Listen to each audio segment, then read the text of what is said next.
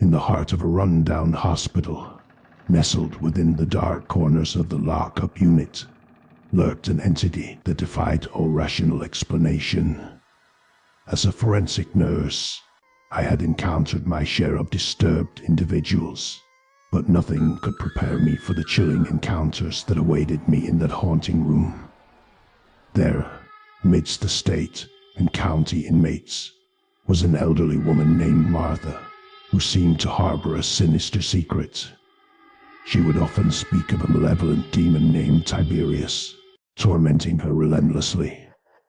At first, we dismissed her claims as mere delusions brought on by her dementia, but strange occurrences began to unfold whenever she was present. During routine checks, we would leave her room, only to be drawn back by blood-curdling screams. In those fleeting moments, we witnessed inexplicable injuries, bloody lips, blackened eyes, and mysterious markings etched across her frail body. The horror of it all left us questioning our sanity. Even when restrained for our safety, the unexplained phenomena persisted. Objects moved and shifted on their own accord, as if an unseen force toyed with us from the shadows. We knew the room was secure, yet there was no rational explanation for the eerie happenings within. In desperate attempts to comprehend her experiences, we probed Martha with questions, only to receive the same haunting response. It was Tiberius. Her unwavering conviction chilled us to the bone, for we knew there was something more malevolent than mere delusion plaguing her. As her time at the hospital came to an end, her discharge should have brought relief, but the malevolence lingered. The room itself seemed tainted by an unseen darkness, hosting unexplainable disturbances. Rapid responses and codes seemed drawn to that very spot, as if the demon Tiberius refused to depart. One evening, while preparing for my shift, a sense of foreboding washed over me. The lights flickered ominously, sending shivers down my spine. An icy breath seemed to caress my neck as I felt a sinister presence lurking in the shadows. A cold realization dawned upon me that Tiberius had not vanished with Martha's departure. As time wore on, inexplicable accidents began to plague the hospital staff. One by one, those who had once tended to Martha's needs fell victim to an unseen malevolence. Some reported being pushed by an unseen hand, while others experienced inexplicable injuries. The hospital corridors echoed with whispers of the malevolent visitor, Tiberius, as terror descended upon us all. We were trapped in a sinister dance with an entity that refused to relent, and in the depths of the haunted room, its insidious presence waited, hungering for its next victim. At last, the hospital succumbed to its dark secrets, forever marked by the malevolence that had taken root within its walls. The chilling legacy of Tiberius and the tormented nurse remains etched in the hearts of those who dared to venture into the haunting room.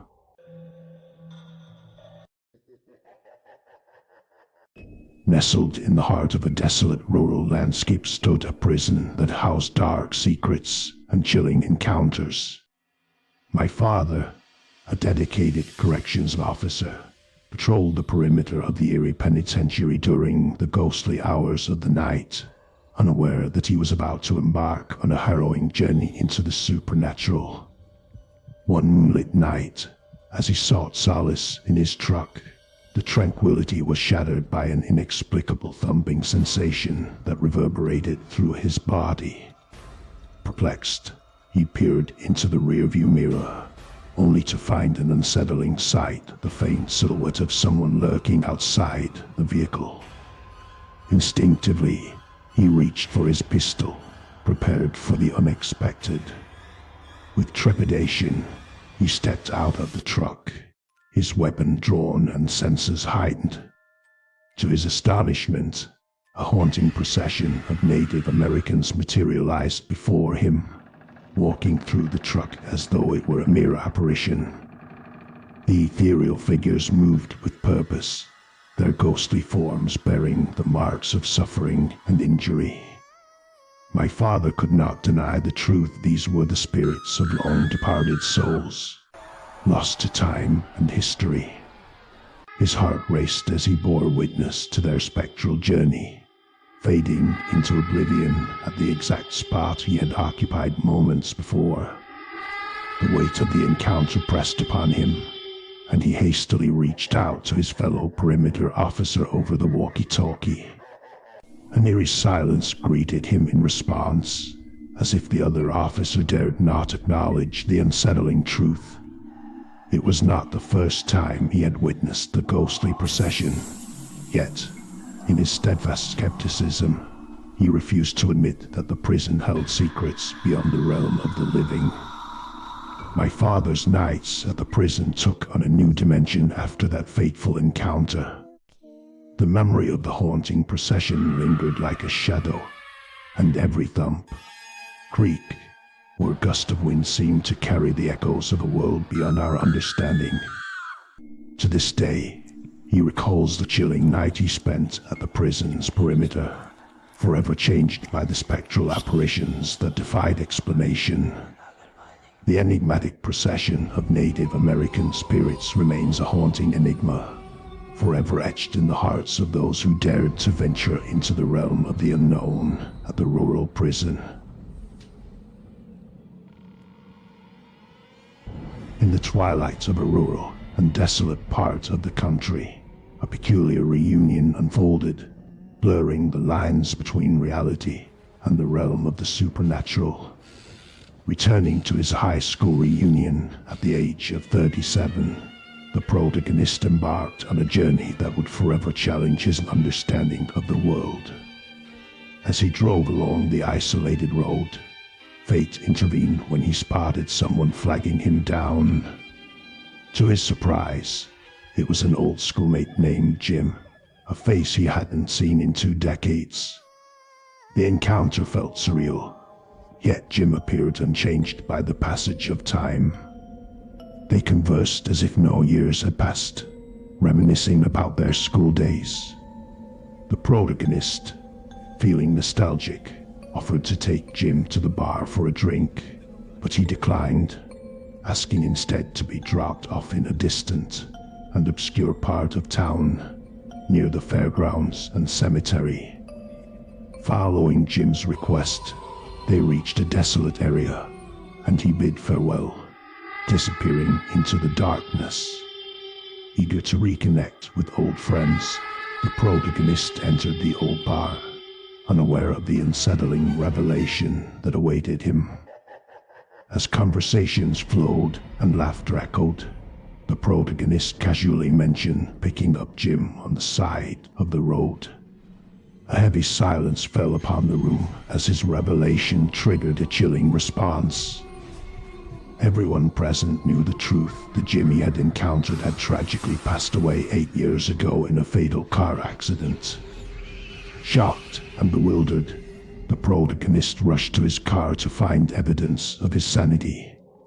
In the dim light, he spotted a newspaper from 8 years ago, containing Jim's obituary, a haunting reminder of the otherworldly encounter he had just experienced. Doubt gnawed at his mind as he clung to the newspaper, attempting to reconcile the ghostly apparition with reality. Was it a figment of his imagination, a vivid hallucination? Yet, the truth was undeniable. Jim had appeared before him, a spectral presence from beyond the grave. From that night onwards, the protagonist was plagued with uncertainty, questioning the boundaries between the living and the dead.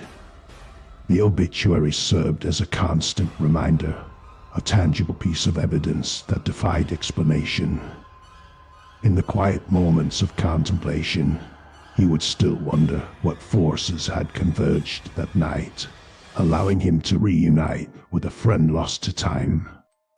The encounter would forever remain an enigma, a true horror story that left him grappling with the mysteries of the afterlife and the unseen world that coexists with our reality. In a quaint town nestled amidst rolling hills, a doting father named Thomas sought to surprise his young daughter, Lily, on her 7th birthday. Aware of her fascination with dolls, Thomas stumbled upon an antique shop where he discovered a beautifully crafted porcelain doll, adorned in an elegant, vintage dress. Little did he know that this seemingly innocent gift would unleash a terrifying force upon their lives. Excitedly, Thomas presented the doll to Lily, who embraced it with wide-eyed delight. From that moment on, strange occurrences began to unfold within their home. At first, the occurrences were subtle, a flickering light, a door creaking open on its own. Thomas brushed them off as mere coincidences, not giving in to superstition. But Lily, with her youthful innocence, noticed something peculiar about the doll. In the stillness of the night, she claimed to see shadowy figures within its unblinking eyes, and whispered voices seemed to emanate from its hollow porcelain form. The young girl's sleep was plagued with vivid nightmares, haunting visions of ghosts and ethereal beings. As the days passed, the sinister energy surrounding the doll intensified.